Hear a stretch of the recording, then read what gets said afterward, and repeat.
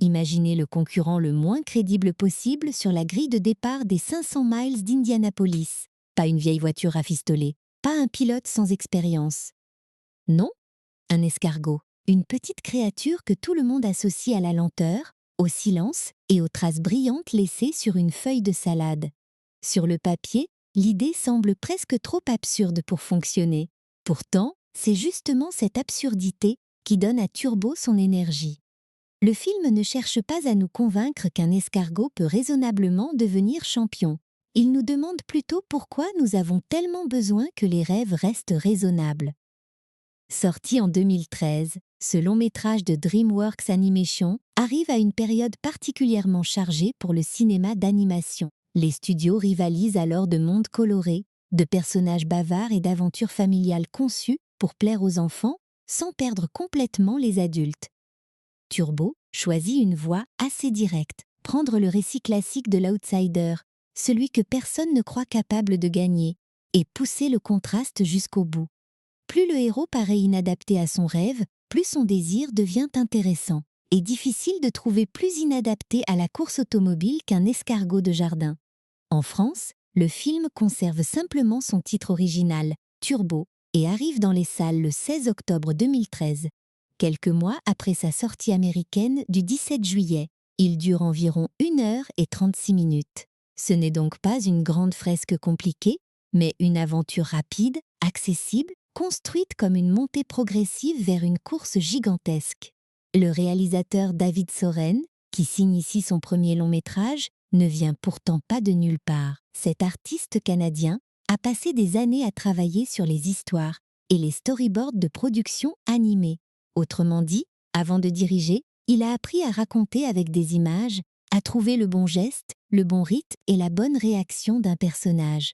L'origine de Turbo ressemble d'ailleurs presque à une petite scène de film. David Soren a expliqué que son fils de 6 ans était fasciné par les voitures, les moteurs et tout ce qui allait vite. Au même moment, son jardin était envahi par des escargots. D'un côté, des jouets de course qui traversaient le salon à toute allure. De l'autre, des créatures avançant de quelques centimètres avec une patience infinie. La rencontre entre ces deux images a donné naissance à un personnage obsédé par la vitesse, alors que la nature lui a précisément refusé cette capacité. Ce détail, franchement, résume déjà tout le projet. Le héros s'appelle Théo, même si le nom qu'il rêve de porter est Turbo. Théo vit dans un potager avec une communauté d'escargots parfaitement organisée autour de tâches simples et répétitives. Il faut se nourrir, rester prudent, éviter les dangers et accepter le rythme imposé par la vie. Pour les autres, ce quotidien n'a rien de honteux. Il est rassurant, il a toujours fonctionné ainsi. Mais pour Théo, chaque journée ressemble à une version légèrement modifiée de la précédente. Il ne méprise pas les siens et il ne déteste pas son frère. Il souffre seulement d'une impression très humaine, celle d'être né au mauvais endroit, avec le mauvais corps, pour accomplir ce qu'il ressent au fond de lui.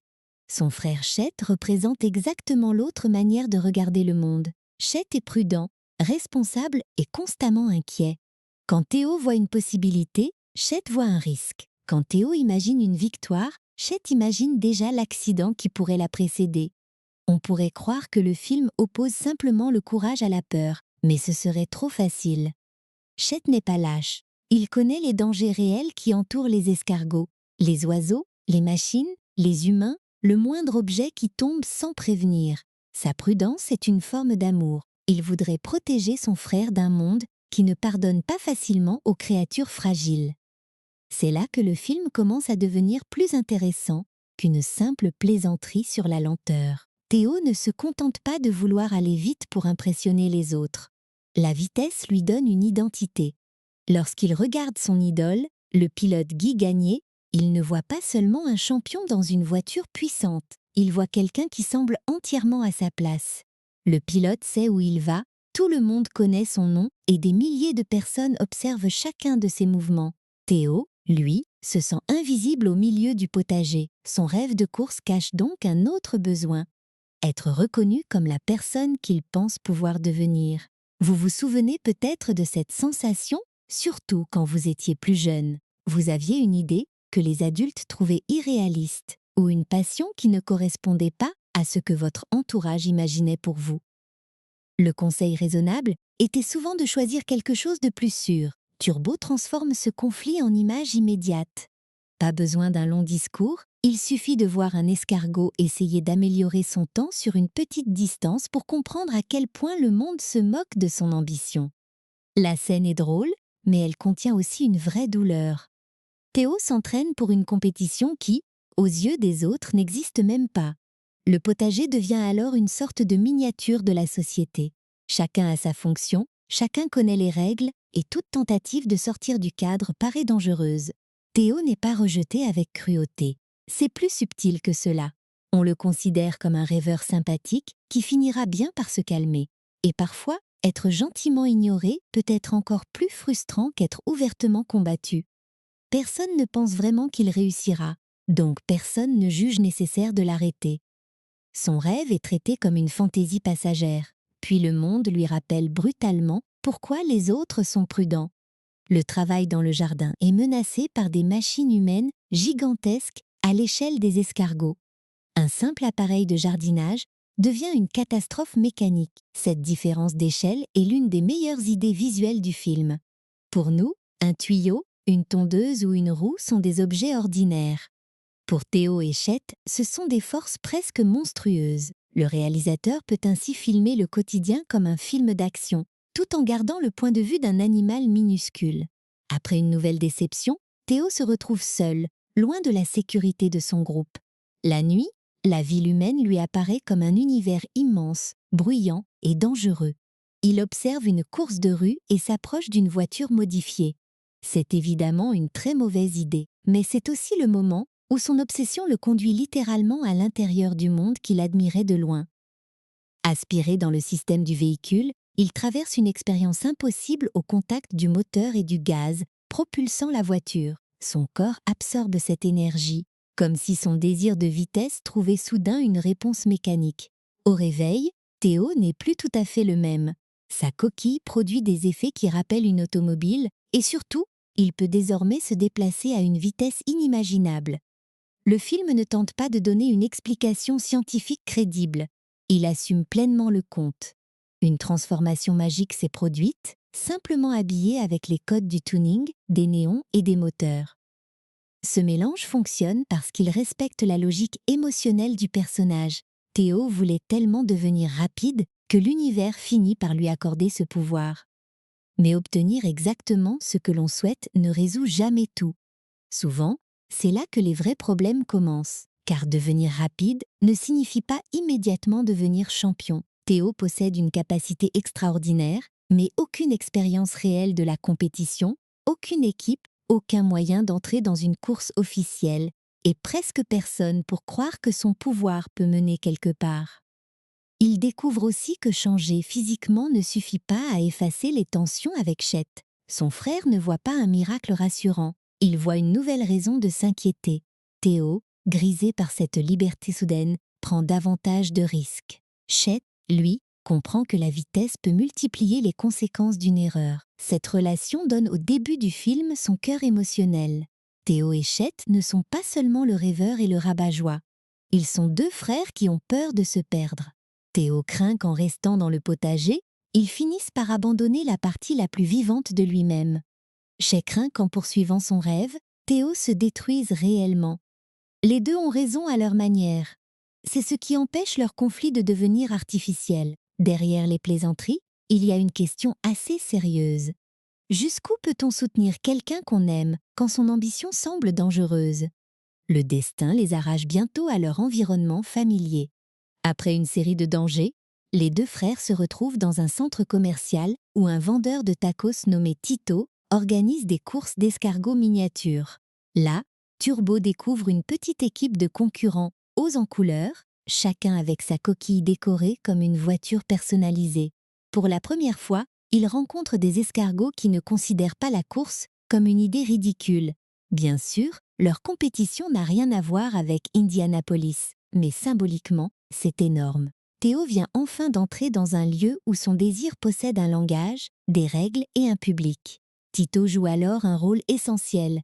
Comme Théo, il nourrit une ambition que son entourage trouve démesurée. Il travaille avec son frère Angelo dans leur restaurant. au milieu d'autres commerçants qui ont leurs habitudes et leurs petits projets. Tito voit immédiatement en Turbo plus qu'une curiosité. Il voit une chance de prouver qu'une idée apparemment absurde peut devenir réelle. Ce parallèle entre l'humain et l'escargot n'est pas accidentel. David Soren a même décrit la scène où les deux rêveurs essaient de convaincre leurs frères respectifs comme le cœur du film. D'un côté, Théo face à Chet. De l'autre, Tito face à Angelo. Deux rêveurs, deux réalistes, et la même question, faut-il protéger quelqu'un de son rêve ou l'aider à tenter l'impossible? Ce qui rend cette première partie de l'histoire attachante, c'est que Turbo ne devient pas admirable uniquement parce qu'il va vite. Il l'était déjà lorsqu'il s'entraînait maladroitement dans le potager. Son pouvoir rend son ambition visible, mais il ne la crée pas. Voilà peut-être le détail le plus important. Le film ne dit pas que les personnes extraordinaires reçoivent forcément un don magique. Il montre plutôt que Théo était prêt à saisir une occasion, parce qu'il avait longtemps entretenu un désir que personne ne prenait au sérieux. À ce stade, le rêve des 500 miles d'Indianapolis semble encore totalement fou. Une course réelle, des voitures lancées à des vitesses vertigineuses, des équipes professionnelles, une foule immense, et au milieu de tout cela, un escargot. Mais désormais, Théo n'est plus seul. Il a une vitesse impossible, un humain convaincu de son potentiel et une bande de nouveaux compagnons capables de transformer une fantaisie en projet. La prochaine étape sera bien plus difficile, passer du spectacle improvisé dans un centre commercial à la plus grande course de sa vie. Et c'est précisément là que Turbo commence à montrer ce qu'il a vraiment sous la coquille. Le passage du petit circuit bricolé du centre commercial aux 500 miles d'Indianapolis ne se fait pas en un claquement de doigts. C'est même là que l'histoire de Turbo devient vraiment une aventure, parce qu'un rêve peut sembler magnifique tant qu'il reste dans la tête. Dès qu'on essaie de le transformer en projet, les obstacles deviennent très concrets. Il faut convaincre, voyager, trouver une place parmi les professionnels et prouver qu'une idée impossible mérite d'être regardée. Turbo possède la vitesse, Tito possède l'enthousiasme, mais au départ, ni l'un ni l'autre ne possède la moindre légitimité. Tito présente son projet aux autres commerçants du centre commercial. Il imagine déjà la publicité, les clients et l'attention que pourrait attirer un escargot capable de courir plus vite qu'une voiture miniature. Autour de lui, les réactions sont prévisibles. Les gens sourient ou pensent qu'il s'est laissé emporter. Son frère Angelo essaie de le ramener à la réalité. Leur restaurant a besoin de travail quotidien, pas d'un voyage coûteux vers une compétition où personne ne les attend. Pourtant, Tito refuse d'abandonner car il reconnaît chez Turbo la même obstination que chez lui. Le premier défi consiste à faire accepter la candidature de Turbo. Les responsables de la course n'ont évidemment prévu aucun règlement pour un escargot transformé par un accident mécanique. Le simple fait de déposer un dossier ressemble déjà à une provocation. Mais Tito comprend quelque chose d'essentiel. Pour que les organisateurs disent oui, il faut d'abord que le public commence à poser la question. Il diffuse donc les images des performances de Turbo. La vidéo attire l'attention, circule et transforme rapidement une curiosité locale en phénomène. Ce qui semblait être une plaisanterie dans un petit centre commercial devient une histoire dont les médias veulent parler. Cette montée de l'intérêt change le rapport de force. Les dirigeants pourraient refuser sans discuter, mais ils savent désormais que le monde regarde. Turbo passe alors une épreuve destinée à mesurer sa vitesse. Il ne suffit plus d'impressionner quelques amis sur une piste miniature. Il faut produire un résultat devant des personnes habituées aux machines de compétition. Turbo s'élance et atteint une vitesse qui oblige tout le monde à le prendre au sérieux. La surprise laisse place à l'excitation. Contre toute logique ordinaire, sa participation est acceptée. Cette victoire administrative est seulement le début. Arriver à Indianapolis signifie entrer dans un univers dont l'échelle dépasse tout ce que Turbo a connu. Les tribunes semblent sans fin. Le circuit paraît immense, même pour les humains, alors pour un escargot, il ressemble à un continent de bitume. Les garages débordent d'équipes, d'outils, de pneus et de véhicules conçus par des spécialistes. Tout bouge vite, tout produit du bruit. Au milieu de cette organisation, Tito arrive avec une petite boîte et un concurrent qui tient dans la main. Turbo a obtenu le droit d'être là, pas encore le respect. Son idole, Guy Gagné, occupe une place centrale dans ce monde. Champion expérimenté, Sûr de lui et adoré du public, il représente tout ce que Turbo imaginait lorsqu'il rêvait devant un écran. Leur première rencontre semble réaliser un souhait d'enfance. Guy se montre encourageant et lui donne l'impression qu'un véritable champion sait reconnaître le courage des nouveaux venus. Pour Turbo, cette approbation compte énormément. La personne qui avait nourri son rêve vient enfin confirmer qu'il n'était pas fou de l'avoir poursuivi. Mais les apparences sont trompeuses. Guy comprend que la présence de Turbo menace l'histoire qu'il veut raconter sur lui-même. Si l'escargot échoue, le champion reste la vedette généreuse qu'il a accueillie. S'il réussit, il devient le symbole de la course et vole toute l'attention. Derrière son sourire se cache donc un orgueil bien moins sympathique. Il ne considère pas Turbo comme un égal, mais comme une attraction placée autour de sa propre grandeur. Cette différence entre l'image publique et l'intention réelle devient cruciale lorsque la compétition commence. Avant le départ, l'équipe improvisée prépare Turbo avec les moyens disponibles. Sa coquille reçoit un numéro de course et une apparence digne de la grille. Ses compagnons l'encouragent, même si tous ne comprennent pas comment il pourrait survivre au milieu des voitures. Chet, lui, reste terrifié. Voir son frère courir dans le centre commercial était déjà dangereux. Le voir se placer à côté de Bolide lui paraît complètement insensé. Pourtant, il ne repart pas. Malgré sa peur, il reste près de Turbo. Quand le départ est donné, la différence entre le rêve et la réalité devient brutale. Turbo est rapide, mais les voitures sont énormes et déplacent des masses d'air capables de le projeter. Leurs pneus pourraient l'écraser sans même que les pilotes s'en aperçoivent. Pendant quelques instants, il semble perdu au milieu du peloton. Il ne suffit pas d'aller vite en ligne droite. Il faut choisir une trajectoire, anticiper les mouvements et résister aux turbulences. La course est une épreuve de concentration, de stratégie et de survie. Peu à peu, Turbo apprend directement sur la piste. Il utilise sa petite taille pour passer dans des espaces impossibles aux voitures. Là où un pilote doit attendre une ouverture, l'escargot peut se glisser entre deux concurrents. Il profite des courbes, trouve son rythme et commence à remonter. Chaque dépassement transforme les rires en étonnement. Dans les tribunes, le public réalise qu'il ne regarde pas seulement une opération publicitaire. Turbo est réellement en train de concourir et le petit outsider devient progressivement celui que beaucoup veulent voir réussir. Tito et les autres commerçants suivent la course avec une intensité énorme. Leur aventure commune prend soudain une dimension qui les dépasse.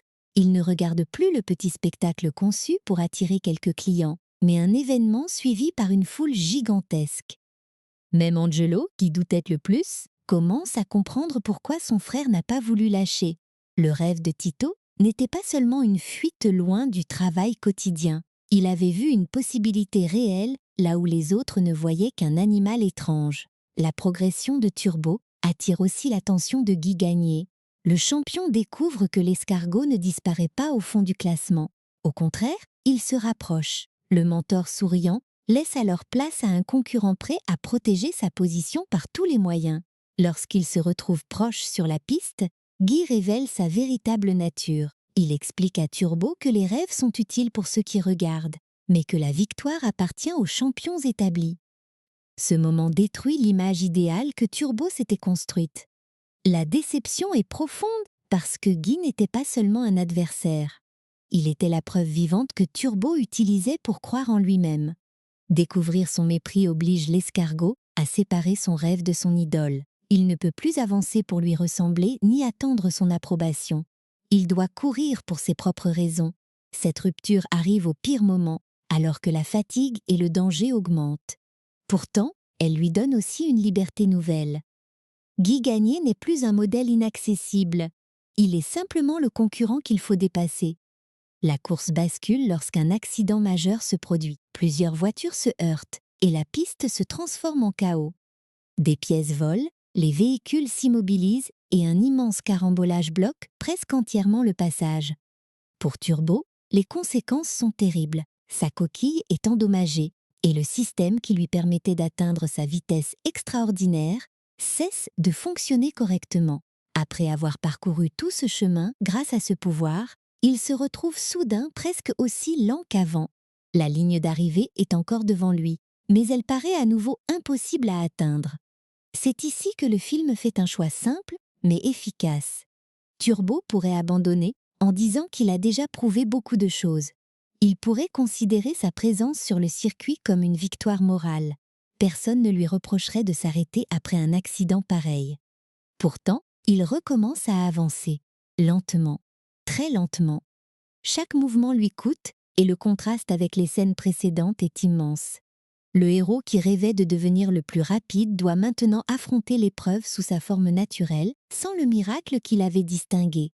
Shay voit son frère lutter et comprend que le danger n'a pas effacé sa volonté.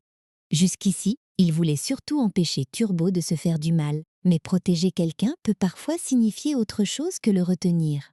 Cela peut vouloir dire rester à ses côtés lorsqu'il a choisi d'avancer. Shay rejoint donc l'effort, tandis que les autres escargots se mobilisent pour aider Turbo à traverser les débris. Ils ne courent pas à sa place. Ils dégagent un chemin, l'encouragent et lui permettent de continuer. Le rêve individuel devient alors une réussite collective. La foule, qui criait devant les dépassements spectaculaires, se met à suivre un mouvement presque imperceptible. Au début, le public s'intéressait à Turbo parce qu'il contredisait sa nature et allait incroyablement vite. À la fin, il le soutient alors qu'il redevient lent. Ce n'est plus son pouvoir qui retient l'attention, mais son refus de s'arrêter. Les derniers mètres paraissent interminables. Guy Gagné tente encore de franchir la ligne, mais son véhicule immobilisé ne lui offre plus l'avantage qu'il croyait définitif. Turbo rassemble ce qui lui reste d'énergie. Sa coquille produit une dernière lueur, faible mais suffisante. Il se projette vers l'avant et franchit la ligne d'arrivée avant son rival. La victoire rassemble toutes les étapes précédentes, la vitesse obtenue par hasard, l'apprentissage sur la piste, la désillusion face à Guy, l'accident, puis l'aide de ceux qui avaient douté. Chaque relation et chaque obstacle contribuent au résultat. Après la course, l'aventure transforme le centre commercial et la communauté qui l'entoure. Les commerces attirent davantage de visiteurs, Tito voit son intuition reconnue et les escargots disposent d'un véritable espace pour courir. Même Shay paraît moins enfermé dans la peur. Tout n'est pas devenu raisonnable par magie. Le monde s'est plutôt élargi autour d'eux. Une possibilité autrefois ridicule fait désormais partie de leur réalité. Ce parcours raconte donc plus qu'un déplacement entre un potager et Indianapolis. Turbo passe d'un rêve solitaire à une ambition partagée, puis d'un pouvoir spectaculaire à une volonté qui existe même sans ce pouvoir. Il découvre que l'admiration peut tromper et qu'un champion n'est pas toujours la personne la plus digne d'être suivie. Mais derrière cette course, deux relations fraternelles avancent en parallèle, avec les mêmes tensions et presque les mêmes mots. C'est là que nous allons maintenant regarder de plus près, parce que Turbo et Chet ne sont pas les seuls frères à devoir apprendre comment soutenir un rêve sans se perdre eux-mêmes. Dans Turbo, les deux relations les plus importantes fonctionnent comme deux miroirs placés face à face. D'un côté, Théo, devenu Turbo, et son frère Chet. De l'autre, Tito et son frère aîné Angelo. Les premiers sont des escargots, les seconds sont des humains, mais leur conflit est presque identique. Dans chaque duo, l'un regarde le monde et voit une occasion extraordinaire. L'autre regarde exactement la même situation et voit surtout les factures, les risques, les humiliations possibles et tout ce qui pourrait mal finir. Ce parallèle n'est pas un simple détail de scénario. David Soren a expliqué que l'opposition entre rêveur et réaliste constituait l'histoire la plus universelle du film et que la double relation fraternelle en était l'un des éléments qui lui tenait le plus à cœur. Au début, Shay semble avoir reçu le rôle le moins sympathique. Il soupire devant les entraînements de Théo, critique son obsession pour la vitesse et essaie constamment de le ramener à la vie du potager. Pourtant, lorsqu'on observe son comportement plutôt que ses paroles, une autre image apparaît.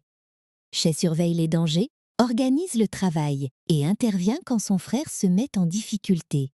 Il ne cherche pas à humilier Théo pour le plaisir. Il agit comme quelqu'un qui a probablement passé une grande partie de sa vie à empêcher son petit frère de se faire écraser, emporter ou dévorer. Dans un environnement où la moindre erreur peut devenir fatale, son inquiétude n'a rien d'imaginaire. C'est même ce qui rend Shay crédible. Un récit plus simple aurait fait de lui le personnage ennuyeux qui dit toujours non, uniquement pour que le héros puisse lui prouver qu'il avait tort. Mais Shay possède de vraies raisons d'avoir peur. Théo n'a pas choisi un rêve difficile, mais accessible. Il veut participer à une discipline construite pour des machines qui pèsent des centaines de kilos et atteignent des vitesses absurdes à son échelle. Soutenir cette ambition sans poser de questions ne serait pas nécessairement une preuve d'amour. Cela pourrait aussi être une manière de fermer les yeux sur le danger. Le problème, c'est que la protection de Chet finit par devenir étouffante. Il connaît si bien la fragilité de son frère qu'il ne voit plus sa force. Chaque fois que Théo évoque une possibilité, Chet répond avec une catastrophe. Il pense parler avec bon sens, mais Théo entend autre chose. Tu n'es pas capable, tu ne changeras jamais, ta place est déjà décidée. Chet confond parfois protéger la vie de son frère et choisir cette vie à sa place. Beaucoup de familles connaissent ce glissement. On commence par vouloir éviter une déception à quelqu'un, puis on finit par lui demander de renoncer avant même d'avoir essayé. Théo, de son côté, n'est pas totalement innocent. Son désir est sincère, mais son obsession le rend parfois égoïste. Il sous-estime les conséquences de ses décisions sur Chet et traite la prudence comme un défaut sans valeur. Pour lui, celui qui hésite manque forcément de courage. Il oublie que son frère doit souvent gérer les dégâts après ses élans. Lorsque Théo prend un risque, Chet ne peut pas simplement détourner le regard. Il se sent responsable. Le rêveur veut être libre, mais il ne mesure pas toujours le poids émotionnel qu'il dépose sur celui qu'il aime. L'accident qui donne à Théo sa vitesse ne résout donc rien entre eux. Au contraire, il agrandit la distance. Théo considère son nouveau pouvoir comme la confirmation qu'il avait raison depuis le début. Chet y voit une anomalie dangereuse qui encourage son frère à aller encore plus loin. Chacun interprète le miracle selon ce qu'il croyait déjà. Le rêveur voit une porte ouverte. Le réaliste voit une alarme qui clignote. Et comme aucun des deux ne sait réellement écouter l'autre, leur conversation tourne rapidement au dialogue de sourds.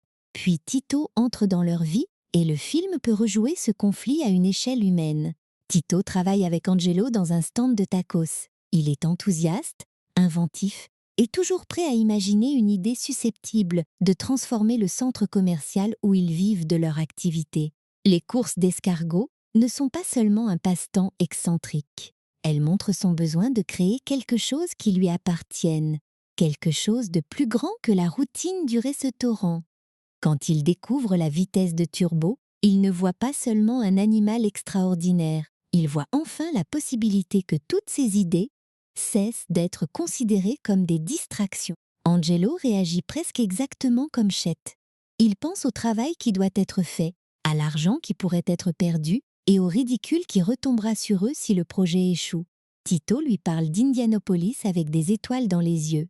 Angelo entend surtout le coût du voyage, l'absence au restaurant et l'impossibilité de faire accepter un escargot dans une course automobile. Là encore, le réaliste ne manque pas d'arguments. Si un collègue vous annonçait qu'il voulait sauver votre commerce en inscrivant un gastéropode aux 500 miles, vous auriez probablement quelques questions. Vous aussi. La scène où Turbo et Tito tentent chacun de convaincre leur frère rend ce parallèle évident sans devenir lourd. Les échanges se répondent, les objections se ressemblent et les rêveurs partagent la même impatience. David Soren a présenté cette séquence comme le cœur et l'âme du film. On comprend pourquoi. Pendant quelques minutes, l'histoire cesse d'être seulement celle d'un escargot rapide. Elle devient celle de deux personnes qui demandent à l'être le plus proche d'elles de croire en quelque chose qu'elles ne peuvent pas encore prouver. C'est une situation beaucoup plus familière que la course elle-même. Tito et Turbo ont d'ailleurs la même faiblesse. Ils sont tellement séduits par ce qui pourrait arriver qu'ils parlent peu de ce qu'un échec ferait subir aux autres. Tito veut relancer le centre commercial et aider les commerçants, mais il engage aussi leurs espoirs dans un projet extrêmement incertain. Turbo veut accomplir son destin, mais Chet doit l'accompagner dans un environnement où il se sent minuscule et impuissant. Les rêveurs du film sont courageux, oui, mais leur courage est rendu possible par des proches qui absorbent une partie du risque. Chet et Angelo partagent, eux aussi, une caractéristique rarement célébrée. Ils maintiennent le quotidien en état de marche. Ils pensent aux détails que les autres trouvent ennuyeux. Ils savent qu'un commerce ne survit pas uniquement grâce à une grande idée et qu'une communauté d'escargots ne reste pas en sécurité uniquement grâce à l'enthousiasme.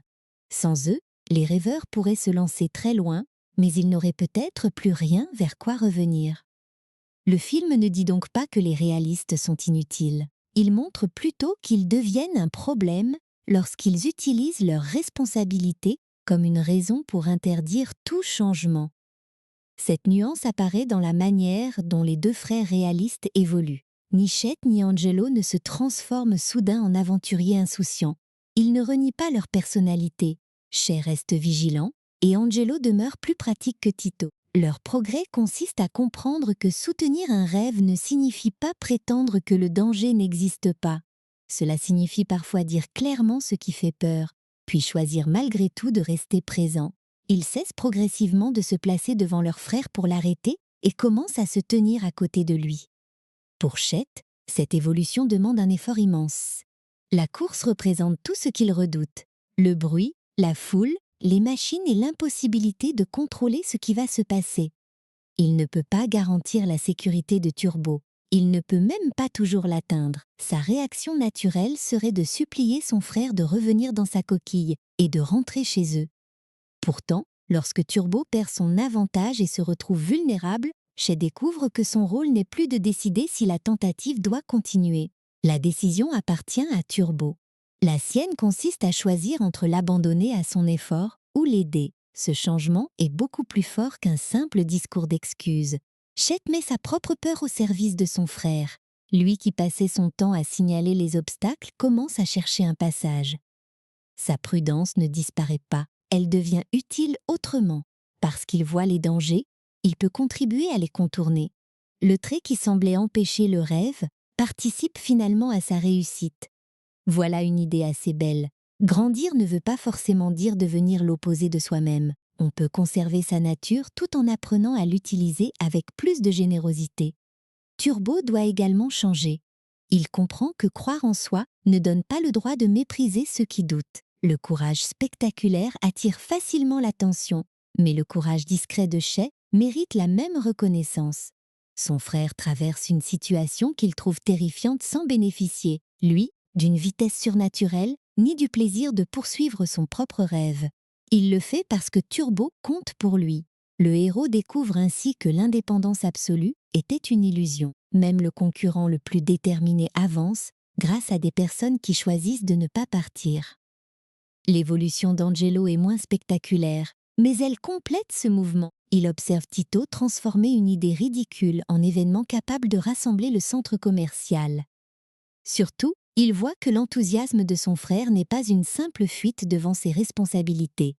Tito veut réussir avec les autres, pas seulement pour lui-même. Sa vision peut apporter quelque chose au groupe. Angelo n'a pas besoin de devenir le moteur du projet pour reconnaître sa valeur. En acceptant de participer, il donne à Tito ce qu'il recherchait peut-être depuis longtemps. Non pas une permission, mais le respect de son frère. Ce qui rapproche finalement les 4 personnages, c'est qu'aucun ne possède toute la vérité. Les rêveurs savent voir une route que les autres ne distinguent pas encore, mais ils peuvent oublier les personnes qui devront la parcourir avec eux. Les réalistes savent reconnaître les précipices, mais ils peuvent finir par ne regarder que le sol. Turbo et Tito ont besoin de Chet et d'Angelo pour donner une structure à leur énergie. Chet et Angelo ont besoin de Turbo et de Tito pour se rappeler qu'une vie parfaitement sécurisée peut tout de même passer à côté de quelque chose d'essentiel. Le film propose ainsi une vision assez tendre de la fraternité. Aimer quelqu'un ne consiste ni à applaudir automatiquement chacune de ses décisions, ni à l'empêcher de prendre le moindre risque. Il faut parfois contester, écouter, céder, puis accompagner. C'est rarement propre ou confortable. Les frères de Turbo se disputent parce qu'ils connaissent précisément les faiblesses les uns des autres. Mais cette proximité leur permet aussi d'offrir le soutien le plus, juste au moment où il devient indispensable. Et une fois ces deux duos réunis autour du même objectif, l'histoire peut ouvrir son cercle. Car Turbo n'avance pas seulement grâce à Chet et Tito. Autour de lui se forme une équipe entière de personnalités exagérées, drôles et immédiatement reconnaissables, portées par une distribution vocale particulièrement riche. Chacun apporte une énergie différente à cette aventure. Pour comprendre pourquoi ce petit groupe fonctionne si bien, il faut maintenant regarder qui se cache derrière ces voix, et comment chaque personnage a reçu sa propre manière d'exister. Une équipe d'animation peut dessiner une coquille brillante, régler un regard au millimètre et donner à un escargot une démarche immédiatement reconnaissable. Mais tant qu'aucune voix ne sort de sa bouche, il manque encore quelque chose d'essentiel. Dans Turbo, cette dernière étincelle vient d'une distribution particulièrement variée. Des acteurs habitués au drame, des spécialistes de la comédie, des artistes issus de la musique et plusieurs interprètes au tempérament très différents se retrouvent derrière des personnages minuscules. Le résultat donne l'impression que chaque membre du groupe possède sa propre vitesse intérieure, même lorsqu'il reste immobile. Dans la version originale, Ryan Reynolds prête sa voix à Théo, devenu Turbo. Le choix paraît naturel quand on connaît son aisance avec les personnages qui cachent leur inquiétude derrière l'humour.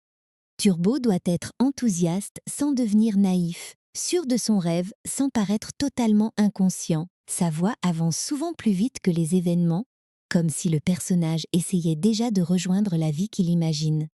Reynolds lui donne une légèreté nerveuse, mais laisse aussi apparaître les moments où cette assurance se fissure. On entend alors que le petit champion ne cherche pas seulement la victoire. Il cherche la preuve qu'il avait raison de croire en lui. Ce rôle arrivait d'ailleurs la même année qu'un autre travail de doublage pour DreamWorks, puisque Ryan Reynolds interprétait également Guy dans Les Croods. Pourtant, les deux personnages ne reposent pas sur la même énergie. Guy est un inventeur prudent, obligé d'anticiper les dangers. Turbo, lui, part du désir avant de penser aux conséquences. Dans sa version française, Laurent Lafitte reprend le rôle principal. Il s'agissait de sa première participation au doublage d'un long métrage d'animation. Sa voix garde la vivacité du héros tout en lui donnant une couleur plus familière pour le public français, moins construite autour du débit américain de Reynolds et davantage autour d'une détermination claire, presque impatiente. Face à lui, Chet a besoin d'une voix capable de porter l'inquiétude, sans transformer le personnage en simple grincheux. Paul Giamatti remplit parfaitement cette fonction dans la version originale. Il possède un ton qui peut devenir plaintif, autoritaire ou tendre en quelques secondes. Quand Chet prévoit une catastrophe, on entend à la fois l'agacement et la peur réelle qui se trouvent dessous. Cette fragilité rend le personnage beaucoup plus attachant. Il ne dit pas non parce qu'il aime contrôler son frère. Il dit non parce que son imagination lui montre immédiatement toutes les manières dont il pourrait le perdre. Gérard Darrier assure la voix française de Chet. Son interprétation conserve ce mélange de prudence et d'épuisement. Il donne l'impression que Chet a déjà vécu 100 aventures simplement en essayant de suivre Turbo pendant une journée. Ce contraste vocal est très utile. Laurent Lafitte pousse les phrases vers l'avant, tandis que Gérard Darrier semble souvent vouloir appuyer sur le frein.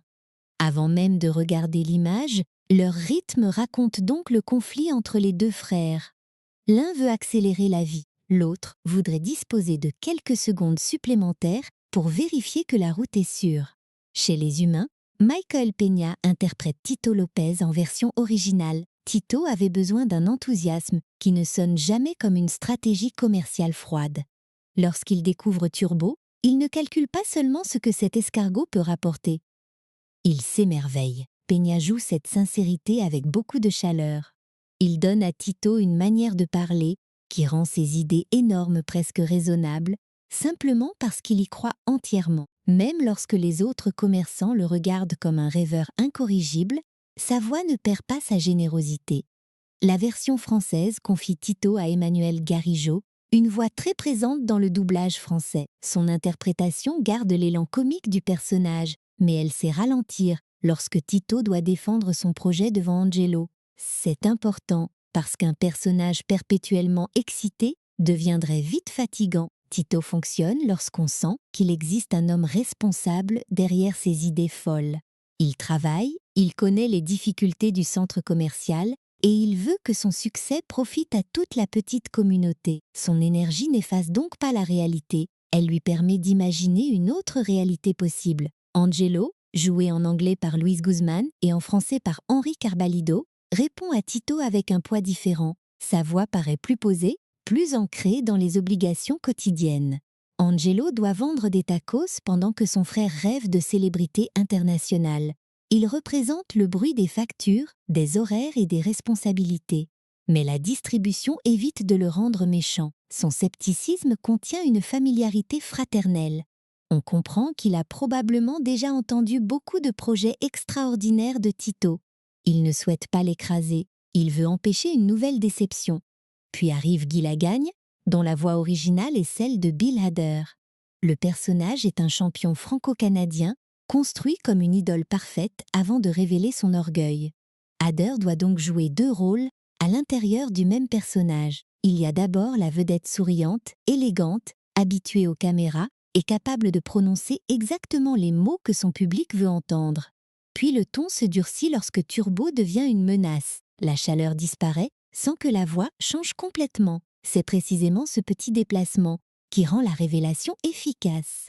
Jérémy Covillo reprend Guy Lagagne en français. Sa voix grave lui donne immédiatement une présence de champion installé.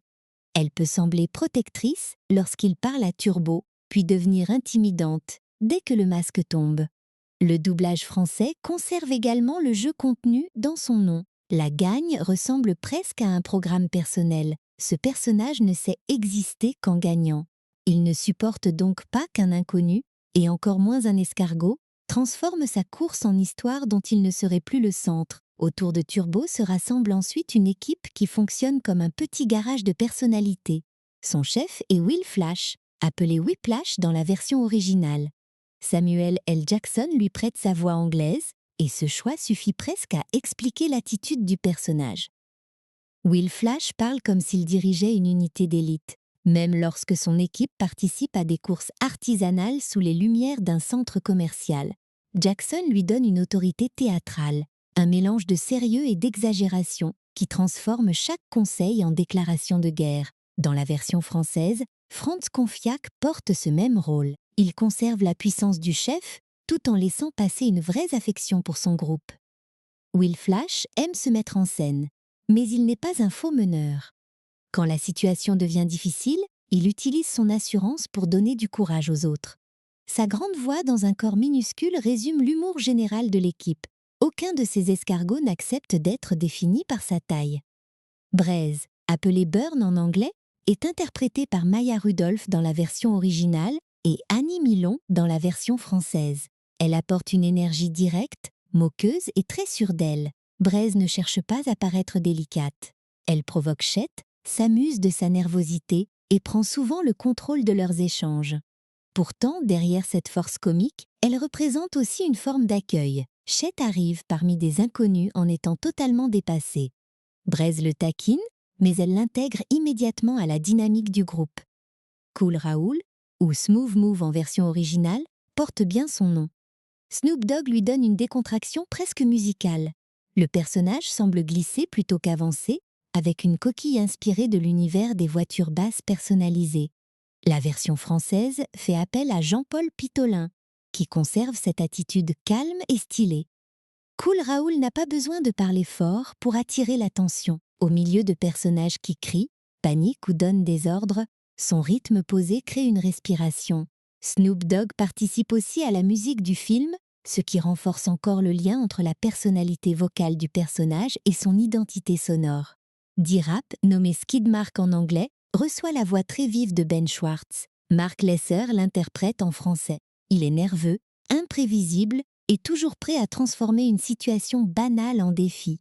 Sa coquille et son comportement évoquent l'accélération brutale d'un bolide de départ arrêté. Il parle comme un personnage dont le cerveau change de direction toutes les 2 secondes. Ce genre d'énergie pourrait facilement déséquilibrer le groupe, mais elle complète justement le calme de Cool Raoul et l'autorité de Will Flash. L'ombre blanche, appelée White Shadow dans la version originale, est jouée par Mike Bell en anglais et Paul Bourne en français. Son principal ressort comique vient du décalage entre la manière dont il se présente et ce qu'il est réellement. Il veut dégager une aura mystérieuse, presque légendaire, mais son apparence massive et certaines de ses réactions rendent cette image difficile à maintenir. Là encore, la voix fait une grande partie du travail. Elle doit annoncer un héros redoutable tout en laissant le spectateur comprendre que le personnage se raconte peut-être une histoire légèrement embellie. Les commerçants du centre forment une deuxième équipe, moins spectaculaire mais tout aussi importante. Richard Jenkins joue Bobby, le commerçant qui fabrique des maquettes, tandis que Michel Papineschi assure sa voix française. Ken Jeong interprète Kim Lee, doublé en français par Michel Bardolet, et Michel Rodriguez prête sa voix à Paz, reprise par Emmanuel Rivière. Chacun possède un commerce, un caractère et une façon particulière de réagir au projet de Tito. Leur diversité donne au centre commercial l'allure d'un petit quartier plutôt que d'un simple décor. Ce casting fonctionne parce que les voix ne cherchent pas toutes à produire le même type de comédie. Certaines reposent sur le débit, d'autres sur la gravité, la nonchalance, l'inquiétude ou l'excès de confiance. L'équipe de Turbo ressemble ainsi à un moteur composé de pièces très différentes. Will Flash donne la direction, Braise apporte la force, Cool Raoul impose le style, D-Rap crée l'étincelle et l'ombre blanche ajoute son héroïsme un peu maladroit. Aucun ne pourrait porter seul toute l'aventure, mais leur contraste rend chaque scène de groupe plus vivante. Le doublage français ne se contente donc pas de traduire les phrases. Il reconstruit ses rapports de rythme pour un autre public. Laurent Lafitte doit rester assez rapide pour incarner Turbo sans imiter Ryan Reynolds. Gérard Darrier doit préserver la tendresse cachée de Chet. Emmanuel Garigeau doit faire croire à l'enthousiasme de Tito, et les membres de l'équipe doivent conserver leurs différences sans devenir de simples caricatures sonores. Quand ce travail réussit, le spectateur oublie presque qu'il écoute des interprètes enfermés dans un studio. Mais une voix, aussi expressive soit-elle, ne peut pas créer seule la sensation de vitesse. Il faut encore que les corps, les coquilles, les décors et la caméra animée travaillent ensemble. Comment faire paraître spectaculaire un déplacement effectué à quelques centimètres du sol? Comment montrer un circuit humain depuis les yeux d'un escargot sans perdre le public dans les différences d'échelle? C'est dans la fabrication visuelle de Turbo que ces questions trouvent leurs réponses les plus étonnantes. Pour comprendre ce que Turbo réussit visuellement, il faut oublier un instant la logique de l'histoire et regarder le problème posé aux artistes. Comment faire ressentir une vitesse gigantesque avec un héros qui mesure à peine quelques centimètres? Comment garder un escargot lisible au milieu de voitures de course lancées à pleine puissance? Et surtout, comment éviter que l'image ressemble simplement à une plaisanterie répétée pendant 1 heure et demie? Toute la fabrication du film repose sur cette contradiction. Le personnage est minuscule, mais la mise en scène doit lui donner une présence de champion. Le premier choix important consiste à ne pas traiter les escargots comme de vrais animaux filmés de manière naturaliste. Leur corps reste mou, leurs yeux sont portés par de longues antennes et leurs déplacements conservent quelque chose de glissant, mais leurs visages sont conçus pour communiquer immédiatement. Les paupières, la bouche, l'inclinaison de la tête et même la position des antennes remplacent les gestes qu'un personnage humain ferait avec les mains. Quand Turbo se concentre, tout son corps semble se tendre vers l'avant. Quand Chet panique, ses yeux et son cou donnent l'impression qu'il voudrait reculer avant même que le reste de son corps ait compris. Cette simplicité apparente demande beaucoup de précision. Un escargot ne possède ni sourcils humains, ni épaules, ni jambes capables de marquer une pose héroïque. Les animateurs doivent donc créer des attitudes claires avec très peu d'éléments. Une légère courbe du cou peut suggérer la fierté. Une coquille qui s'abaisse donne l'impression d'un personnage découragé. Deux antennes qui se rapprochent peuvent traduire la méfiance. Le film exagère ses mouvements juste assez pour qu'ils soient compris en une fraction de seconde, sans faire totalement oublier la matière souple et particulière de l'animal. Les coquilles jouent alors un rôle comparable au costume, dans un film avec des acteurs. Celle de Turbo devient bleue, brillante et parcourue de signes lumineux qui évoquent une voiture transformée pour la course. Celles de Will Flash et de son équipe reprennent chacune une culture automobile différente. Certaines ressemblent à des carrosseries basses, d'autres à des moteurs de départ arrêtés ou à des véhicules personnalisés. Il ne s'agit pas seulement de vendre des personnages colorés. Grâce à ces silhouettes, le public reconnaît immédiatement chacun d'eux, même dans un plan rapide où plusieurs escargots occupent l'écran. Le potager constitue le premier laboratoire de cette différence d'échelle. Une tomate n'est plus un simple aliment, elle devient une masse imposante. Une feuille peut former un toit. Une goutte d'eau prend le volume d'un objet dangereux. Le film place régulièrement la caméra très bas, presque au niveau du sol, pour nous obliger à regarder cet environnement comme les escargots. Les textures deviennent alors importantes. La terre semble faite de blocs, les tiges ressemblent à des colonnes et les outils humains apparaissent comme des machines industrielles. Rien n'a réellement changé, mais le point de vue transforme le quotidien. Cette méthode permet aussi de créer du suspense sans inventer des monstres. Un corbeau, une tondeuse ou une roue suffisent. Pour un humain, ces éléments sont banals. Pour Turbo, ils occupent tout le cadre et peuvent arriver avant même qu'il ait le temps de réagir. La mise en scène utilise souvent la profondeur. Le petit personnage reste net au premier plan pendant qu'une menace gigantesque se rapproche derrière lui. Le spectateur comprend immédiatement le danger, parfois avant Turbo lui-même. C'est une façon très efficace de faire sentir sa vulnérabilité. La ville nocturne change ensuite complètement la palette. Les couleurs naturelles du jardin cèdent la place aux phares, aux enseignes, aux reflets métalliques et aux néons. Cette lumière artificielle correspond au rêve de Turbo. Le monde automobile lui paraît presque magique, comme si la vitesse possédait sa propre illumination. Lorsqu'il est aspiré dans le moteur, la séquence abandonne encore davantage le réalisme. Les conduits, les flammes et les mouvements mécaniques deviennent une sorte de voyage intérieur. L'accident ressemble moins à une leçon de mécanique qu'à une transformation de super-héros. Une fois Turbo doté de sa vitesse, les animateurs doivent résoudre un nouveau problème. Un personnage trop rapide risque de disparaître de l'écran. Pour éviter cela, le film ne montre pas toujours le mouvement de manière littérale. Il utilise des traces lumineuses, des déformations, des changements brusques de cadrage et les réactions de l'environnement. Parfois, on ne voit presque pas Turbo passer. On voit plutôt les objets bouger après lui. Cette absence momentanée crée paradoxalement une sensation de puissance. Notre regard n'a pas réussi à le suivre, donc nous croyons à son accélération. Mais la vitesse n'est pas uniquement produite par des effets, elle dépend aussi de la caméra virtuelle. Quand celle-ci reste proche du sol et suit Turbo, les petites irrégularités de la piste défilent comme un paysage entier. Une fissure dans le bitume devient un obstacle, un morceau de gomme arraché à un pneu paraît énorme. Plus les éléments proches traversent rapidement l'image, plus le déplacement semble violent. C'est le même principe que lorsqu'on regarde la route depuis une voiture, les montagnes lointaines semblent bouger lentement, alors que les barrières juste à côté deviennent des lignes floues. Le centre commercial offre une transition entre le monde minuscule et l'univers humain. Les pistes bricolées par Tito et ses amis permettent de présenter la course sous une forme ludique, avec des lumières, des décorations et des coquilles personnalisées. Tout y semble fait à la main. Ce caractère artisanal donne une chaleur particulière aux scènes. Le circuit d'Indianapolis, au contraire, paraît immense, ordonné et professionnel. En passant de l'un à l'autre, le film rend visible la distance parcourue par Turbo avant même que la course commence. Pour construire Indianapolis, l'équipe ne pouvait pas se contenter d'un circuit générique. Le lieu devait évoquer une enceinte réelle, reconnaissable, avec ses tribunes, ses garages, sa ligne droite et son atmosphère.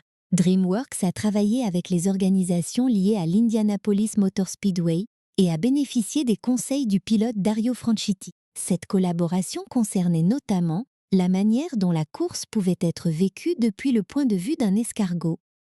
L'objectif n'était pas de produire une simulation parfaite, mais de donner assez de vérité au décor et au comportement pour que la fantaisie puisse s'y accrocher. La course finale représente une rupture d'échelle impressionnante. Les voitures ne sont pas seulement plus grandes que Turbo, elles sont si massives qu'un pneu remplit parfois presque tout le cadre. Pour conserver le héros au centre de l'action, la mise en scène alterne entre plusieurs distances. Les plans larges montrent la position des concurrents. Les plans rapprochés nous ramènent au visage de Turbo. Les vues au ras de la piste transforment chaque dépassement en événement physique. Sans cette alternance, le spectateur perdrait soit l'émotion du personnage, soit la compréhension de la course.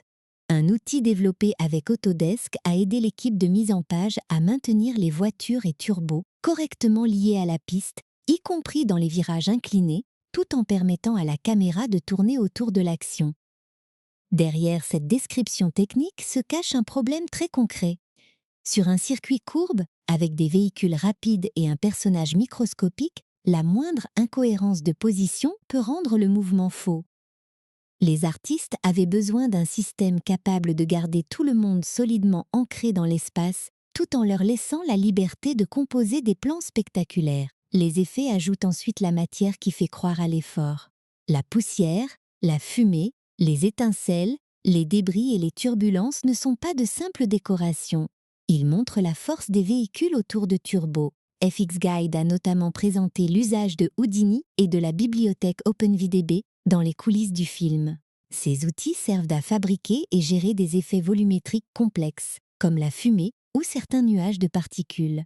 Pour le spectateur, tout cela se traduit par une piste qui paraît vivante, sale et dangereuse, plutôt que par une surface numérique parfaitement propre. La foule représente un autre défi presque invisible. Une grande course ne peut pas sembler importante avec des tribunes vides ou des spectateurs copiés trop visiblement. La production a créé 32 millions d'instances de personnages de foule et 32 voitures pour les séquences d'Indianapolis. Ce volume donne une idée de la complexité du décor, qui devait remplir l'arrière-plan sans détourner l'attention de l'escargot. Cette richesse visuelle a demandé environ 75 millions d'heures de rendu. Le rendu est l'étape pendant laquelle les ordinateurs calculent l'image finale à partir des modèles, des lumières, des matières et des effets préparés par les artistes. Une seule image peut contenir une quantité énorme d'informations et un film en exige des centaines de milliers. Le chiffre ne signifie donc pas que la production a attendu 75 millions d'heures devant un unique ordinateur. Le travail est réparti entre de nombreuses machines qui calculent simultanément différentes images et différentes couches. Ces chiffres impressionnent, mais ils n'expliquent pas à eux seuls pourquoi la course fonctionne. La technologie ne remplace jamais le choix du bon point de vue. Ce qui rend Turbo rapide, ce n'est pas seulement le nombre de particules ou la précision des reflets. C'est le moment où la caméra reste collée à lui, où le pneu d'une voiture surgit comme un mur, puis où un plan large révèle qu'il vient de gagner plusieurs places. Le film combine constamment sensations personnelles et lecture générale. Nous devons sentir la peur dans son regard tout en comprenant sa progression sur le circuit. Le même principe apparaît quand sa vitesse disparaît. Pendant la majorité du film, le mouvement de Turbo est associé à la lumière, au flou et au passage brutal des décors. Après l'accident, tout ralentit. La caméra lui laisse davantage de poids, la piste paraît plus longue et chaque centimètre redevient visible. Le film retire ses outils spectaculaires au moment où le personnage perd son pouvoir. Cette sobriété rend l'effort final plus émouvant. La lenteur que Turbo détestait au début devient une image de courage. C'est peut-être la réussite visuelle la plus subtile du film. Au départ, l'animation nous apprend à admirer Turbo parce qu'il traverse l'écran comme un éclair. À la fin, elle nous demande de regarder attentivement le mouvement presque imperceptible d'un escargot blessé. Le spectacle change de nature sans perdre son intensité.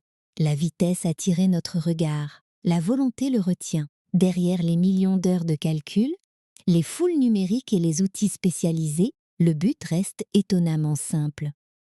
Nous faire croire qu'un minuscule déplacement peut être aussi important qu'une voiture lancée à pleine puissance. Et cette illusion visuelle ne serait pas complète sans le bruit des moteurs, le rythme de la musique et les détails empruntés au véritable univers de l'Indy 500.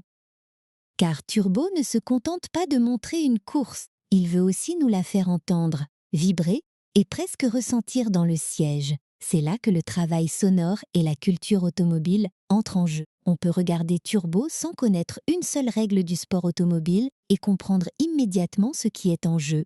Il y a une ligne de départ, des concurrents, un favori et un petit héros que personne n'attend.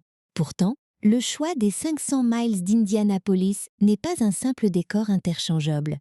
Le film aurait pu inventer une compétition imaginaire, avec un circuit conçu uniquement pour servir l'histoire. Il préfère placer son escargot au cœur d'une épreuve réelle, ancienne et profondément liée à la culture automobile américaine. Cette décision donne au rêve de Turbo un poids particulier. Il ne veut pas gagner n'importe quelle course. Il vise un monument. Dans la réalité, l'Indianapolis 500 se dispute sur un ovale de 2,5 miles, soit un peu plus de 4 km. Les pilotes doivent accomplir 200 tours pour couvrir 500 miles, environ 805 km. 33 voitures composent traditionnellement la grille. Même pour un pilote professionnel entouré d'une équipe expérimentée, terminer cette épreuve exige de gérer la vitesse, la fatigue, le trafic, les arrêts au stand et les changements constants de situation. Imaginez maintenant la même distance vue par un escargot. Le contraste devient tellement énorme qu'il dépasse la simple comédie. Le circuit lui-même porte plus d'un siècle d'histoire. L'Indianapolis Motor Speedway a été créé en 1909 et la première édition des 500 miles a eu lieu en 1911. Son surnom, le Brickyard, vient des millions de briques qui ont autrefois recouvert la piste. Une bande de ces briques demeure sur la ligne de départ et d'arrivée, connue comme le Yard of Bricks. Dans le film, même sans connaître tous ces détails, on sent que Turbo entre dans un lieu chargé de mémoire.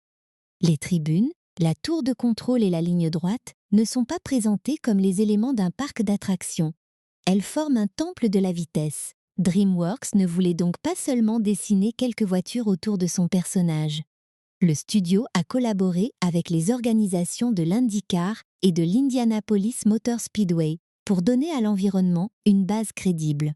Le pilote écossais Dario Franchitti a travaillé comme consultant technique. Au moment de cette collaboration, il connaissait intimement la course et l'avait déjà remportée à plusieurs reprises. Sa mission consistait notamment à expliquer aux artistes des phénomènes que les habitués du circuit remarquent immédiatement, mais qu'un animateur extérieur au sport pourrait facilement oublier.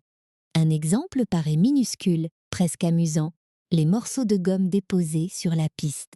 Dans le vocabulaire des pilotes, on les appelle souvent des marbles, parce qu'ils peuvent se comporter comme de petites billes lorsqu'une voiture roule dessus hors de la trajectoire idéale. Pour un véhicule, ces débris influencent l'adhérence. Pour Turbo, ils deviennent des obstacles presque aussi grands que lui.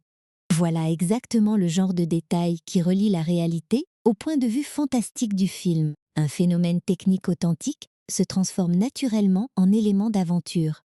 Dario Franchitti a aussi aidé l'équipe à réfléchir aux trajectoires et à la sensation de compétition. Une course sur ovale ne consiste pas simplement à tourner toujours dans la même direction avec l'accélérateur enfoncé. Les pilotes doivent gérer l'aspiration, choisir le bon moment pour dépasser et rester conscients des voitures situées autour d'eux.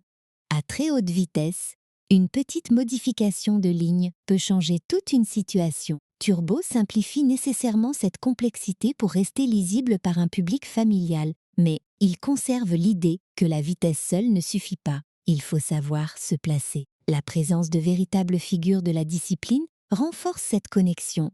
Dario Franchitti, Will Power et la légende Mario Andretti ont enregistré de brèves participations vocales. Ces apparitions sont assez discrètes pour ne pas interrompre l'histoire.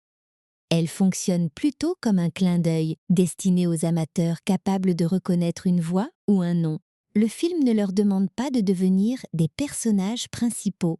Il les utilise comme une petite touche d'authenticité au milieu d'un univers où un escargot porte un numéro de course sur sa coquille. Ce respect du cadre réel rend Guy Lagagne encore plus intéressant. Il est entièrement fictif, mais sa présentation reprend les codes de la vedette sportive, le champion souriant, parfaitement à l'aise face aux caméras, dont chaque geste semble préparé pour nourrir sa légende. Turbo le contemple comme les jeunes passionnés contemplent leurs idoles. Le film utilise donc la culture de l'Indy 500 de deux manières. Elle offre un sommet sportif aux héros, mais elle crée aussi un monde de célébrités dans lequel l'image publique peut être très différente de la personne privée. Maintenant, fermez les yeux un instant et imaginez la course sans le son. Les voitures avanceraient toujours vite, mais elles perdraient une grande partie de leur poids. Le cinéma d'animation part d'un silence total. Aucun moteur n'existe devant un micro, aucun pneu ne frotte réellement la piste et aucune foule ne crie au moment du départ. Tout doit être choisi, enregistré, fabriqué ou assemblé. Le bruit ne se contente donc pas d'accompagner l'image, il lui donne une matière physique. Autour de Turbo, les moteurs forment presque un paysage. Leur grondement grave rappelle constamment que le héros évolue parmi des machines gigantesques. Lorsqu'une voiture passe près de lui, le son arrive comme une masse, puis disparaît en laissant derrière elle le souffle de la vitesse. Les pneus produisent une tension plus aiguë dans les virages. Les chocs métalliques deviennent violents, sans rendre le film trop dur pour son public familial. La foule, elle, change de fonction selon les moments. Rumeurs lointaines avant le départ, explosion collective lors d'un dépassement, puis soutien presque suspendu dans les dernières secondes. Turbo possède aussi sa propre identité sonore. Son pouvoir ne pouvait pas être représenté uniquement par un escargot glissant plus vite. Sa coquille reprend les signes auditifs d'une voiture transformée, accélération, alarme, radio et pulsation mécanique. La plaisanterie vient du décalage entre ce corps minuscule et les bruits beaucoup trop impressionnants qu'il produit. Mais ces sons servent également la narration. Lorsque sa coquille est endommagée, leur faiblesse nous fait comprendre immédiatement que quelque chose ne fonctionne plus, avant même qu'un personnage ait besoin de l'expliquer. Le silence relatif devient alors aussi important que le vacarme. Après le carambolage, le film retire une partie de l'énergie sonore qui accompagnait Turbo. On entend davantage l'effort, les petits mouvements et l'espace immense qui reste à parcourir. Cette réduction transforme la piste. Quelques instants plus tôt, elle était remplie de moteurs. Maintenant, elle semble presque vide autour de lui. Le spectateur ressent la perte de puissance à travers ses oreilles autant qu'à travers ses yeux. La lenteur retrouve soudain un son. La musique de Henry Jackman doit relier ces mondes très différents. Le compositeur accompagne d'un côté le quotidien du potager et la comédie des personnages, de l'autre l'ampleur presque héroïque d'une grande compétition. Sa partition ne traite pas constamment Turbo comme une plaisanterie. Quand le rêve prend de l'importance, la musique lui accorde une véritable grandeur. Les instruments et les montées rythmiques donnent au petit personnage un espace émotionnel beaucoup plus vaste que son corps. C'est une manière de dire que le film respecte son ambition, même lorsqu'il s'amuse de son impossibilité. Jackman sait aussi laisser le rythme prendre le dessus. Une histoire de vitesse exige une musique capable de créer une impulsion avant même que l'image accélère. Des battements réguliers peuvent préparer un départ. Une montée peut faire sentir qu'un dépassement approche. À l'inverse, une interruption soudaine attire l'attention sur un danger. La partition travaille donc comme une sorte de moteur invisible. Elle ne pousse pas seulement Turbo vers l'avant, elle règle aussi la respiration du spectateur. À cette musique originale s'ajoute une sélection de chansons très reconnaissables. On entend notamment l'énergie de Run DMC avec It's Tricky, le charme volontairement décalé de What's New Pussycat, interprété par Tom Jones, ainsi que l'univers musical associé à Snoop Dogg. Ces morceaux ne possèdent pas tous la même époque ni la même couleur. C'est justement leur intérêt. Le film mélange le hip-hop, la pop, des sonorités orchestrales et des titres festifs comme il mélange les styles automobiles sur les coquilles de l'équipe. Snoop Dogg, qui prête sa voix à Kool Raoul dans la version originale, interprète également Let the Bass Go pour la bande originale. Ce lien entre la voix et la musique prolonge naturellement l'attitude du personnage. Kool Raoul avance avec une décontraction rythmique, comme s'il entendait déjà sa propre bande-son. Le morceau associé au film utilise une énergie accessible et familiale tout en conservant la personnalité musicale de l'artiste. La participation ne ressemble donc pas seulement à un nom célèbre ajouté sur l'affiche. Elle fait partie de la couleur générale du groupe. Le choix de chansons connues permet aussi de parler aux adultes sans exclure les enfants. Un jeune spectateur peut simplement ressentir le tempo. Un adulte reconnaît parfois un morceau lié à une autre période de sa vie, ce qui ajoute une seconde couche à la scène. Turbo fonctionne souvent de cette manière, une image très simple pour les plus jeunes, accompagnée d'une référence ou d'un décalage destiné aux plus âgés. La musique devient un espace où plusieurs générations peuvent rire ou s'enthousiasmer au même moment, même si elles n'entendent pas exactement la même chose. L'Indy 500 du film reste évidemment une version condensée et fantaisiste. Une véritable course de 500 miles ne peut pas être reproduite tour après tour dans un long métrage familial. Les arrêts, les stratégies et les longues phases de préparation sont réduits afin de conserver l'élan dramatique. Mais le film comprend ce qui rend l'événement impressionnant: l'échelle, la tradition, le danger, la précision et la capacité d'un seul instant à changer une carrière. Il n'utilise pas Indianapolis comme un logo vide, Il essaie d'en traduire la sensation dans le langage de l'animation. C'est pour cela que le rêve de Turbo paraît plus grand à mesure qu'il s'en approche. Le circuit réel apporte son histoire. Les pilotes consultants apportent leur expérience. Le son donne du poids aux voitures et la musique transforme l'effort en aventure. Tous ces éléments travaillent ensemble pour faire accepter au public une contradiction merveilleuse. Le concurrent le plus lent de l'imaginaire collectif peut appartenir, pendant quelques minutes, au plus grand spectacle de la vitesse. Mais une question reste derrière tout ce bruit. Pourquoi Turbo a-t-il tellement besoin d'aller vite? Cherche-t-il uniquement une victoire? Ou essaie-t-il d'échapper à l'identité que les autres ont choisie pour lui? Maintenant que nous avons observé la course, ses voix, ses images et sa musique, il est temps de regarder ce que cette histoire raconte vraiment sur l'ambition, le risque et la valeur d'une vie qui refuse de rester dans la voie prévue. À première vue, Turbo raconte l'histoire la plus simple du monde. Un escargot veut devenir rapide. Mais cette idée contient déjà une question beaucoup plus large. Que se passe-t-il quand ce que nous désirons contredit complètement ce que nous sommes censés être? Théo naît dans un corps associé à la lenteur, au retrait et à la prudence. Son rêve, lui, appartient au bruit, à la lumière et au mouvement. Toute l'histoire naît de cette opposition entre une identité reçue et une identité choisie. Le potager représente la vie telle qu'elle a été organisée avant l'arrivée du héros.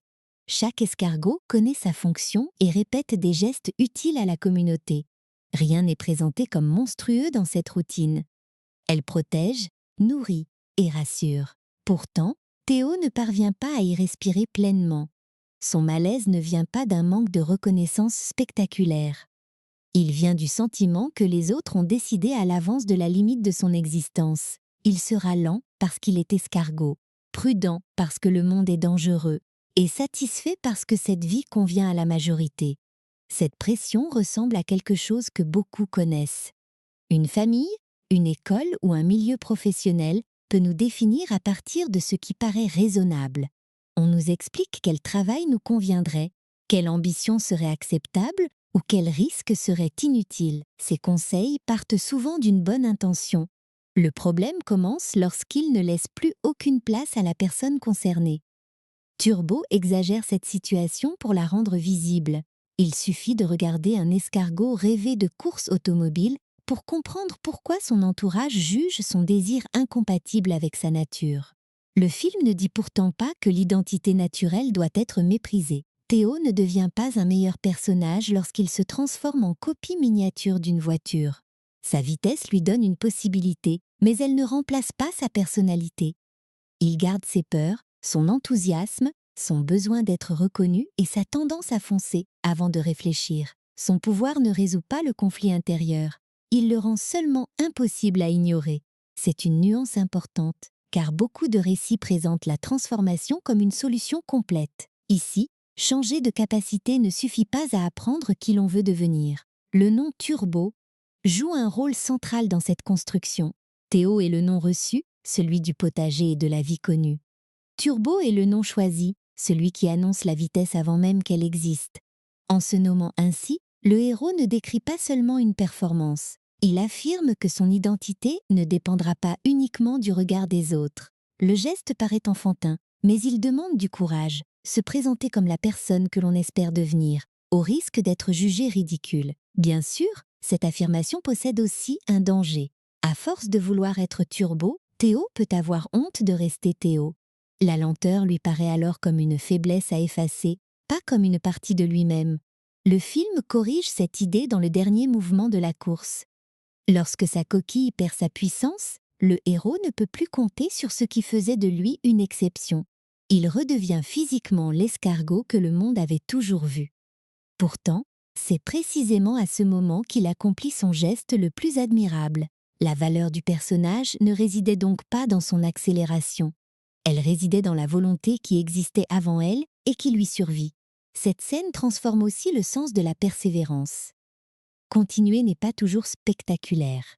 Parfois, cela ressemble à un déplacement si lent que personne ne peut être certain qu'il aura un résultat. Turbo avait appris à associer le courage à la vitesse, au dépassement et aux réactions de la foule. il découvre finalement que le courage peut tenir dans un mouvement presque invisible.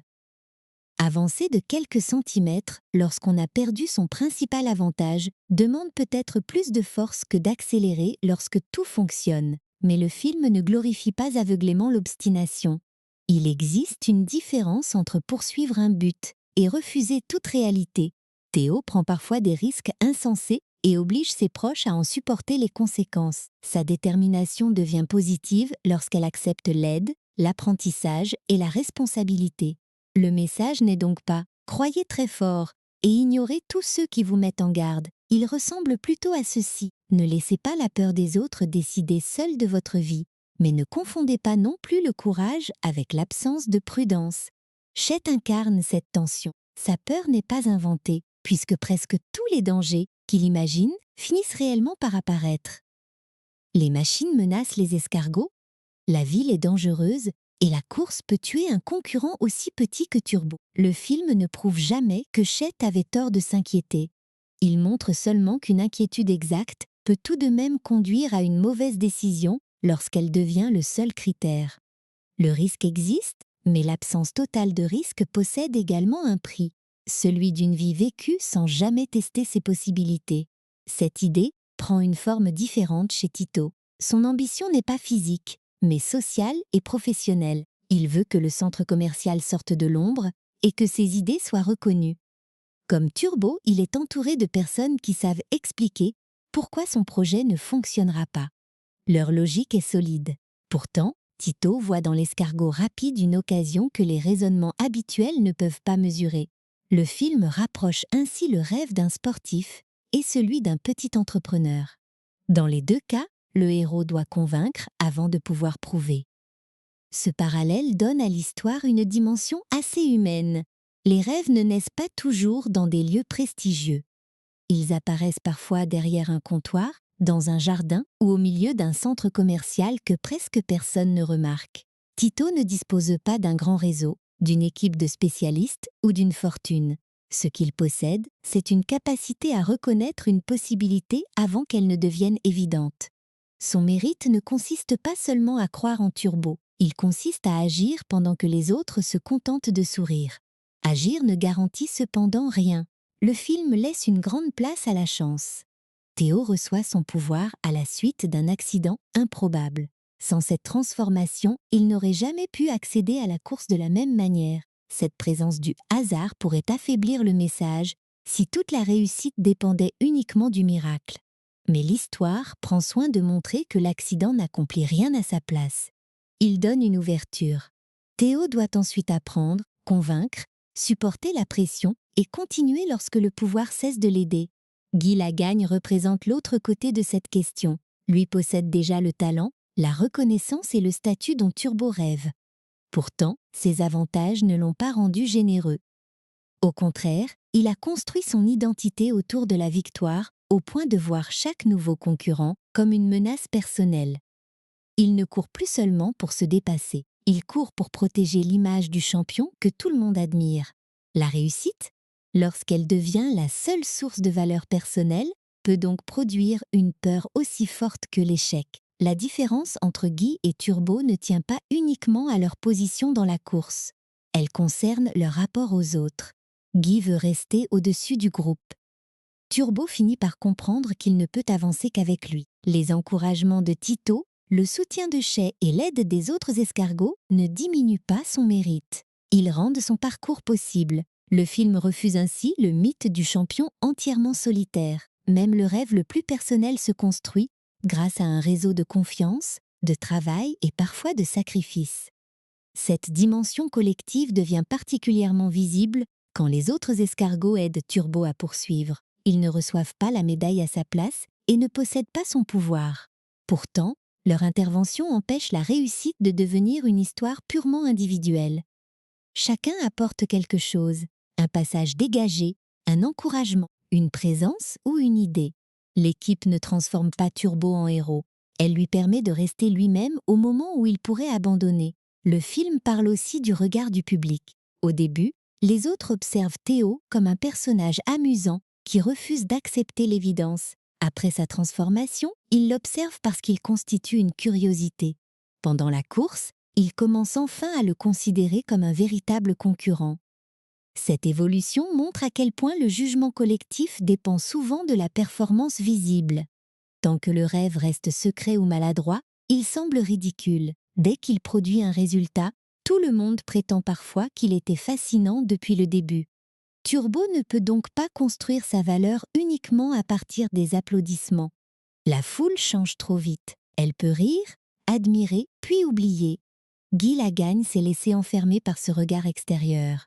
Théo risque de faire la même erreur lorsqu'il cherche désespérément l'approbation de son idole. Son évolution consiste à découvrir une motivation plus solide, avancer parce que ce mouvement correspond à ce qu'il veut être, pas seulement parce que les spectateurs crient son nom. Il y a enfin une idée plus discrète sur l'acceptation de soi. Théo passe une grande partie du film à vouloir échapper à l'escargot qu'il est. Pourtant, sa petite taille, sa souplesse et sa manière particulière de se déplacer deviennent aussi des avantages sur le circuit. Ce que le monde interprétait comme une limitation peut produire une autre forme de force lorsque le contexte change. Le personnage ne gagne pas en devenant exactement semblable aux voitures. Il réussit en combinant une vitesse nouvelle avec des qualités qui appartenaient déjà à son corps. Voilà pourquoi l'histoire fonctionne mieux lorsqu'on ne la réduit pas à rien n'est impossible. Certaines choses restent réellement impossibles et tous les rêves ne conduisent pas à une victoire. Turbo propose une idée plus nuancée. L'identité n'est pas entièrement fixée par la naissance, mais elle ne se construit pas non plus dans le vide.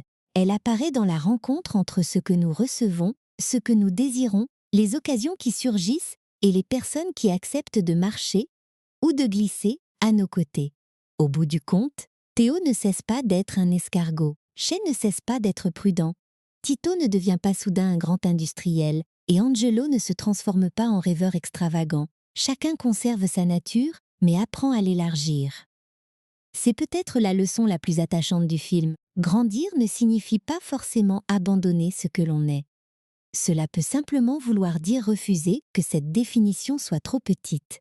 Reste maintenant à savoir comment le monde extérieur a accueilli cette proposition. Le public a-t-il suivi l'escargot jusqu'à la ligne d'arrivée? Les critiques françaises et internationales ont-elles vu derrière l'idée amusante la même profondeur, ou ont-elles considéré Turbo comme une aventure trop familière? Les chiffres, les notes et les réactions racontent une histoire plus contrastée que la victoire éclatante montrée à l'écran. Au moment de sa sortie, Turbo semblait réunir presque tous les ingrédients d'un succès familial évident. DreamWorks Animation était une marque très connue. La distribution vocale rassemblait plusieurs vedettes, les images promettaient de la vitesse et le concept pouvait être résumé en une phrase immédiatement compréhensible. Un escargot veut gagner les 500 miles d'Indianapolis. Pourtant, la trajectoire commerciale et critique du film fut moins triomphale que celle de son héros. Il ne fut ni rejeté ni oublié dès sa première semaine. Il se retrouva plutôt dans une zone intermédiaire, apprécié par une partie du public, accueilli avec prudence par les critiques et considéré comme insuffisamment rentable par son propre studio. Sur Rotten Tomatoes, le film réunit 68% d'avis critiques favorables, tandis que le score du public se situe à 65%. Metacritic lui attribue 58 sur 100 à partir de 30 critiques, ce qui correspond à une réception partagée ou moyenne. Ces chiffres racontent assez bien l'impression générale.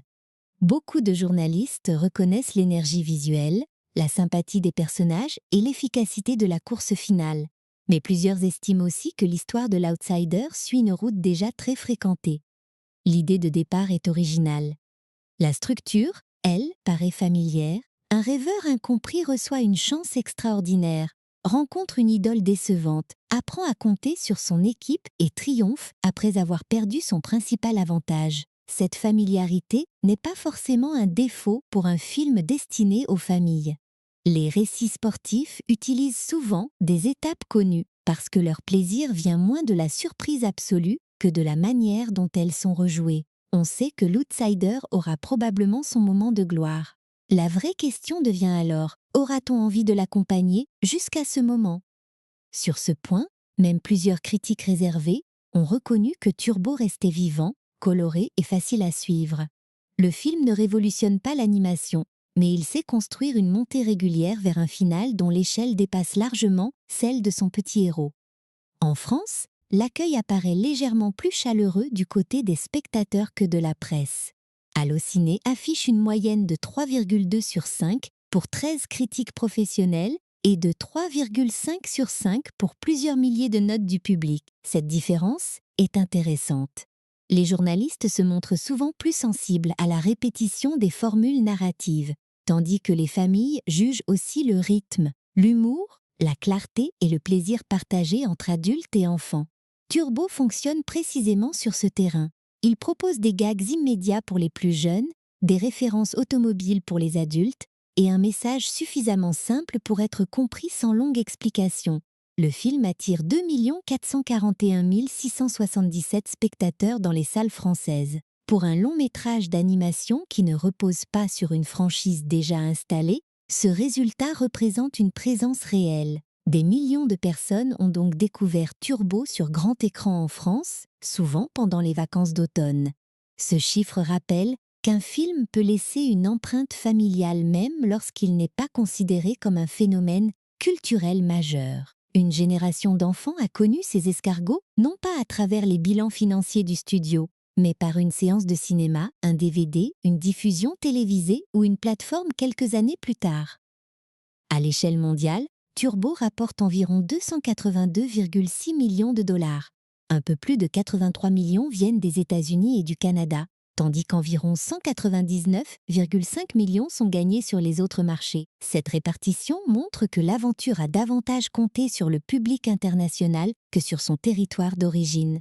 Vue isolément, une recette mondiale supérieure à 280 millions paraît énorme, mais le cinéma ne compare jamais seulement les entrées à zéro.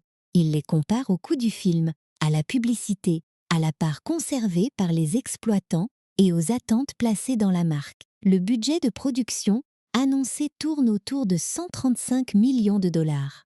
Il ne suffit donc pas de constater que les recettes mondiales dépassent 2 fois ce montant pour déclarer automatiquement un bénéfice. Les cinémas conservent une part des billets, le distributeur reçoit sa rémunération et la campagne mondiale ajoute des dépenses qui ne figurent pas toujours dans le budget de fabrication. DreamWorks Animation a finalement enregistré une charge de dépréciation de 13,5 millions de dollars liée à Turbo. Dans son rapport financier, le studio explique que les résultats, particulièrement sur certains marchés internationaux en fin d'exploitation, n'ont pas atteint les attentes. Voilà pourquoi il est plus juste de parler de déception commerciale pour le studio que d'échec total auprès du public. Le film a vendu beaucoup de billets, généré des centaines de millions de dollars et trouvé une audience durable, mais il avait été construit comme une production coûteuse capable de devenir une grande propriété DreamWorks. Dans cette catégorie, plutôt bien peut ne pas suffire. Le cas de Turbo montre la fragilité économique de l'animation à gros budget. Plusieurs années de travail et des centaines d'artistes reposent sur une fenêtre de sortie où d'autres films familiaux se disputent exactement les mêmes spectateurs. Cette situation ne doit pas effacer la reconnaissance du travail artistique. Aux Annie Awards, les grandes récompenses consacrées à l'animation, Turbo obtient 6 nominations. Le film est remarqué pour ses effets animés, la conception de ses personnages, sa réalisation, sa musique et l'interprétation vocale de Paul Giamatti dans le rôle de Chet. Entre autres catégories techniques et créatives, il ne repart pas comme le grand vainqueur de la cérémonie, mais ses nominations indiquent que les professionnels ont vu ce qui se cachait derrière l'apparente simplicité de l'histoire. La nomination de Paul Giamatti paraît particulièrement méritée. Chet aurait pu n'être qu'un obstacle comique répétant à son frère de ralentir. Son interprétation lui donne une inquiétude presque permanente, mais jamais complètement vide. Derrière chaque plainte, on entend l'affection et la fatigue de quelqu'un qui essaie de protéger un proche imprévisible. La reconnaissance de la musique de Henry Jackman rappelle également que le film ne dépend pas uniquement de ses images. Sa partition doit passer de la comédie du potager à l'ampleur d'un spectacle sportif, sans donner l'impression que 2 films différents ont été collés ensemble. Les nominations pour les effets et le design récompensent une autre difficulté, rendre les escargots attractifs sans effacer complètement leur nature.